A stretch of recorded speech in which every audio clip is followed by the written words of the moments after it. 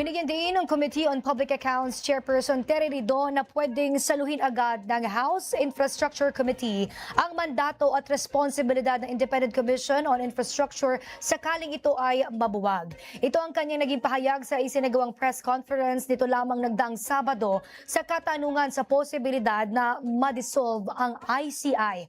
Ayon kay Representative Redon, pagdating sa mga dokumento na maiiwan sa ICI, sakaling ito ay mabuwag, tatalakayin ito ng tatlong komite ng House Infra Committee na binubuo yan mismo ng Committee on Public Accounts, Public Works and Highways at Good Government and Public Accountability. Dagdag din namang babatas kampante siya na hindi mabubuwag ang ICI dahil kasama ang pagbuo ng ICI sa mga priority measure na nilagdaan mismo ng Pangulo. Ani pa ni Ridon, mas lalakas pa sa mga susunod na buwan ang ginagawang komisyon para labanan ang korupsyon.